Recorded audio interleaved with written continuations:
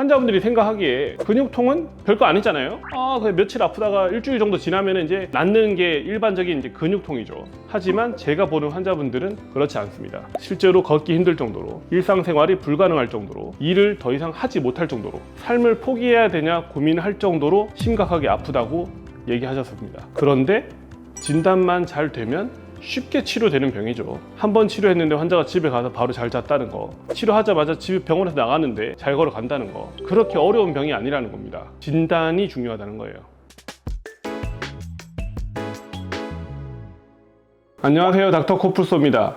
오늘은 기침하다가 갑자기 오른쪽 하복부가 아파져가지고 6개월 동안 고생한 환자 이야기를 해보려 합니다. 심한 통증을 일으켰던 환자예요.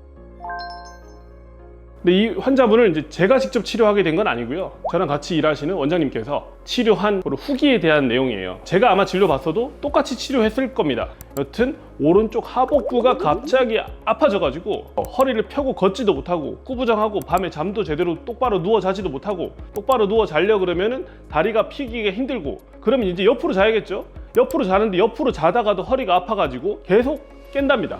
하루에 대여섯 번, 제대로 거의 잠을 못 자는 정도로 그런 생활을 6개월이나 하셨다고 합니다. 평상시에는 전혀 문제가 없는 분이었어요. 이런 갑자기 심한 통증이 생기기 전에는 일도 다니시고 잠도 잘 자고 뭐 잘 걸어 다니고 전혀 문제가 없는 분이셨습니다. 그런데 기침하다가 갑자기 오른쪽 아랫배가 아파지더니 그 뒤에는 정상적인 생활이 불가능해져서 나중에는 이거 이렇게 살 수가 있나? 라고 좀 극단적인 생각까지 드셨다고 하는 그런 환자분이셨습니다.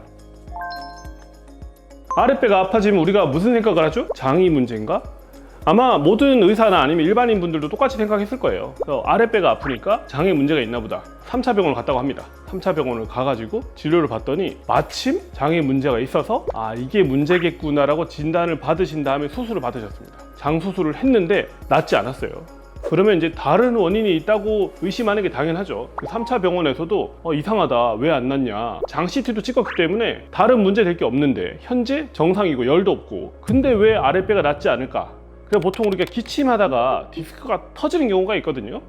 그래서 이제 여러 과를 돌게 됩니다. 이 환자가 그 3차 병원에서 여러 과를 돌게 돼요. 척추 MRI도 찍어보고, 근데 척추 MRI에서 하복부 통증을 일으킬 만한 원인이 없었던 거죠. 그래서 신경과도 가게 되고, 뇌에 문제가 있는지 여러 가지 검사를 다 하게 됩니다. 다 했는데 6개월 뒤에 나온 결론이 원인을 찾을 수가 없겠다. 환자분이 여러 가지 검사하고 입원하고 외래 다니고 하시느라 1,000만 원을 훌쩍 넘는 금액의 진료비가 나왔다고 합니다. 돈이 중요하다기보다 굉장히 긴 시간 동안 시간이 흐르고 일 못하니까 또 경제적 손실이 또 생기죠. 거기에 더해서 밤에 잠도 계속 제대로 못 자고 너무 힘들고 너무 아프고, 그래서 아까 얘기했듯이 극단적인 고민까지 할 정도로 너무 긴 세월을 힘들게 지냈다는 겁니다. 하복부 통증이 왜 아픈지 찾지를 못해가지고요. 근데 저와 옆에 있던 원장님은 이유를 알 것 같은 거죠. 이런 똑같은 환자분들을 치료한 경우가 많으니까 오셔서 치료를 했는데 당일 좋아지셨습니다. 집에 갈 때는 허리를 펴서 갔어요. 6개월 만에 편하게 잤다고 합니다. 그러면 이 기침하다 생긴 하복부 통증 원인이 뭘까?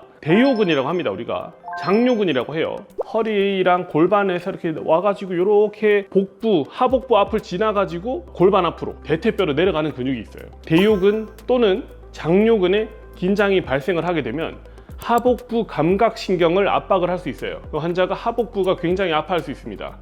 거기에 더해서 대요근 또는 장요근이 짧아지기 때문에 허리를 펼 수가 없게 됩니다. 허리를 펼 수 없게 되기 때문에 허리를 펴서 걸을 수가 없어요. 더해서 똑바로 누워 잘 수가 없습니다. 그래서 구부리고 옆으로 잤다는 거죠. 앉아서 자고. 대요근 또는 장요근의 긴장이 이렇게 오래 가고 이렇게 심할 수 있다는 거예요. 그런데 진단만 잘 되면 쉽게 치료되는 병이죠. 한번 치료했는데 환자가 집에 가서 바로 잘 잤다는 거, 치료하자마자 집 병원에서 나가는데 잘 걸어 간다는 거, 그렇게 어려운 병이 아니라는 겁니다. 진단이 중요하다는 거예요. 오늘은 기침하다가 발생한 대요근 또는 이제 장요근의 긴장으로 생긴 하복부 통증 환자 이야기를 해봤습니다. 실제로 근육통은 생각보다 심각하고 오래 가는 경우가 많아요. 그런데 현대의학은 근육통에 대해서 사실 무심하거나 잘 알지 못하는 경우가 많습니다. MRI나 영상의학으로 볼 수가 없기 때문이죠. 모든 해결되지 않는 숨은 통증에는 분명한 원인이 있습니다. 오늘도 아프지 말고 편안한 하루 되셨으면 좋겠습니다. 감사합니다.